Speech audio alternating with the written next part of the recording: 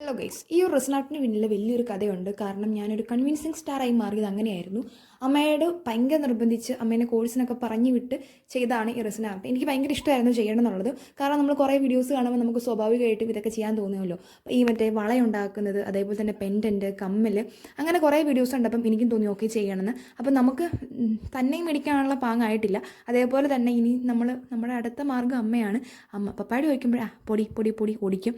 അമ്മയോട് ചോദിക്കുമ്പോഴത്തേനും, കാരണം പപ്പ ഫസ്റ്റ് ചോദിക്കും ഇതൊക്കെ ഉപകാരമുണ്ടോ, കാരണം ഈ വീട്ടിൽ ഞാൻ ഉപകാരമില്ലാത്ത കുറേ സാധനം ഇങ്ങനെ മേടിച്ച് വെച്ചിട്ടുണ്ട്. അപ്പം ഓടിക്കും. അത് കഴിഞ്ഞ് പിന്നെ അമ്മയായിരുന്നു എൻ്റെ നെക്സ്റ്റ് ഓപ്ഷൻ. അമ്മയോട് ചോദിച്ചു. അമ്മയ്ക്ക് ഇങ്ങനെ കുറേ വീഡിയോസൊക്കെ അയച്ചു കൊടുത്ത് അമ്മേനെ അമ്മയ്ക്ക് ഇഷ്ടപ്പെട്ടു. അമ്മ അങ്ങനെ കോഴ്സൊക്കെ കൂടി ഈ റെസിൻ ആർട്ട് അത്യാവശ്യം കുറേയൊക്കെ പഠിച്ചു. അത് കഴിഞ്ഞ് അമ്മ സാധനമൊക്കെ മേടിച്ച് തന്നു. ഇപ്പം വീട്ടിൽ ഇരിപ്പുണ്ട്. ഇപ്പം ഞാൻ ഒന്നും ചെയ്യാറില്ല. പക്ഷേ ആദ്യം ഇത് കിട്ടിയ സമയത്ത് ഞാൻ ഇതേപോലെ കുറേ കീച്ചെയിൻ ഉണ്ടാക്കി വെക്കുമായിരുന്നു.